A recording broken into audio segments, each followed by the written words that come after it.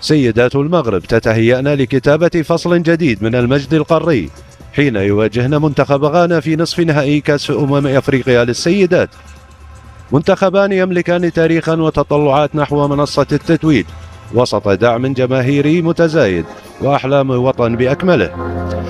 بدأ السجال بين السيدات على أرضية الملعب وكل طرف يرغب في السيطرة، إلى أن أحدثت نياميكي الفارق برأسية سجلت من خلالها الهدف الأول للمنتخب الغاني وسط فرحة عارمة من الجماهير الغانية. الغانيات لم يتوقفوا عن صنع الخطورة على مرمى المستضيفات، والكرة تمر بسلام على مرمى المغرب. شوط أول لم يتمكن فيه لاعبات المغرب من التعديل أو تهديد مرمى غانا، والسيطرة والنتيجة كانت لغانا بجدارة. في الشوط الثاني كان لابد لسيدات المغرب من التدارك وتجديد الأمل. لبؤات المغرب ظهرت عليهم الجدية من أجل العودة، والحارسة تنقذ الموقف ببراعة ليستمر الضغط ويسفر عن إحراز هدف التعادل الذي جاء عبر سكينة إزراوي.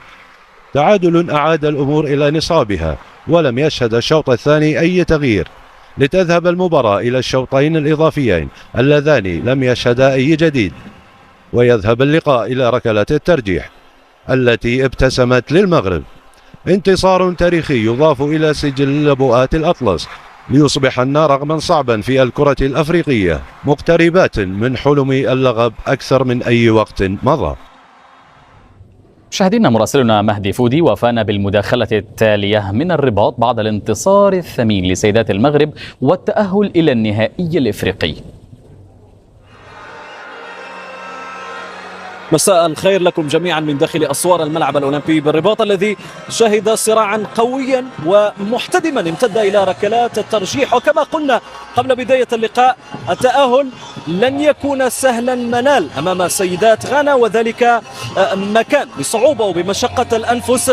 استطاعت لبؤات الأطلس من خطف بطاقة التأهل الثمينة إلى النزال الختامي مساء السبت من أجل ملاقاة منتخب نيجيريا الذي أطاح قبل هذه المباراة بحامل اللقب جنوب إفريقيا. لابد من الإشارة إلى نقطة مهمة، وهي اختيارات المدرب الإسباني خورخي بيلدا على مستوى التشكيل الأساسي. لطالما كان وفيا لنفس التشكيل، لكن فضل اليوم القيام بتغييرين على مستوى التشكيل الأساسي، بإشراك إلودي النقاش في خط الوسط مكان نجاة بدري، ثم مشاركة سناء مسودي في مركز الجناح الأيسر مكان فاطمة تجناوت. وبدا جليا أن اختيار إلودي النقاش في الوسط لم يكن موفقا، غابت معه النجاعة في بناء الهجمات، في إيصال الكرات إلى المهاجمات، وهذا ما فطن له المدرب بيلدا مباشرة بعد استقبال كتيبته للهدف الأول.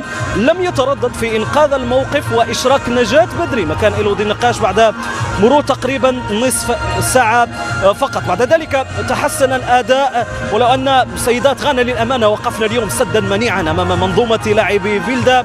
نجحنا في صد الخطر، في منع المهاجمات من استقبال الكرات في العمق، كذلك تعطيل الهجمات، وهذا يحسب للمدرب السويدي كيم يور كوبينغ. في نهاية المطاف الكلمة الفاصل كانت لركلات الترجيح.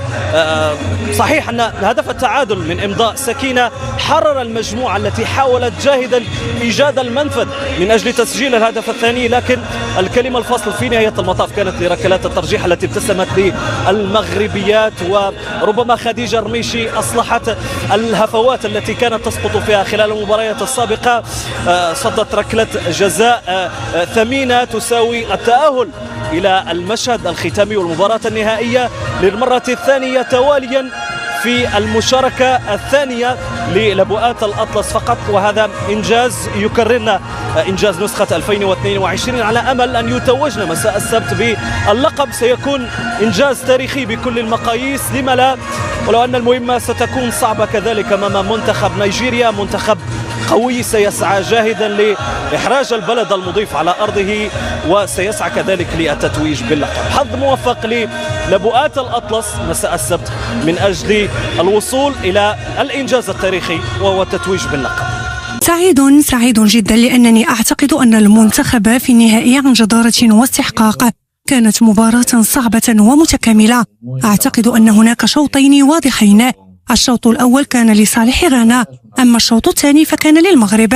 حيث وجدنا مسارات أفضل وبدأنا نكسب الصراعات الفردية ونتقدم، وغانا بالكاد تجاوزت منتصف الملعب.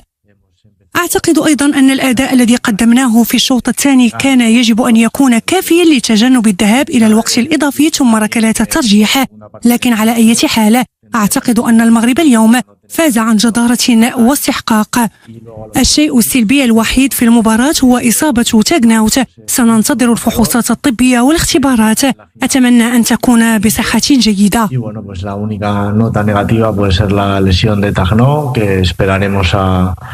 a las exploraciones médicas y a las pruebas para que no se cumplan los pronósticos y desde aquí pues mandarle mucho ánimo. أنا فخور جدا باللاعبات. المنتخب عمل بجد كبير رغم الإرهاق والسفر. لعبنا 120 دقيقة أي وقتا إضافيا، ومع ذلك اللاعبات قدمنا أداء رائعا. كنا نستحق الفوز لكننا لم نكن محظوظين رغم أننا من سجل أولا. حظ سعيد لمنتخب المغرب. كنبغي نشكر الجماهير المغربيه على الحضور ديالها وعلى الاندفاعيه اللي جات باش عاوناتنا. صراحه كنبغي نشكرهم بزاف، كنتسناوهم الفينال، هذه اول حاجه. ثانيا المنتخب الغاني كنبغيو نشكروا على القتاليه ديالو، كان خصم اللي جدا كما شفتوا. الحمد لله تمكنا من التفوق في ركلات الترجيح، وهذا حاجه اللي مزيانه لينا حنايا كالبنات. كنبغي نشكرهم على القتاليه ديالهم، كنبغي نشكر ستاف تكنيك على كاع المجهودات اللي كيديروا، وشكرا بزاف. فريمون منتخب غانا كان منتخب اللي قوي، كنا عارفين انه غادي يكون ما غاديش يكون واحد الخصم اللي غيكون سهل. الحمد لله قدرنا نجريو المقابله ديالنا، قدرنا نرجعوا في النتيجه اللي كنا خاسرين بواحد 0، حاجه اللي ما كانش سهله. دونك الحمد لله على التأهل، ودابا نرتاحوا وان شاء الله نفكروا في المقابله المهمه اللي جايه ان شاء الله كونتر نيجيريا.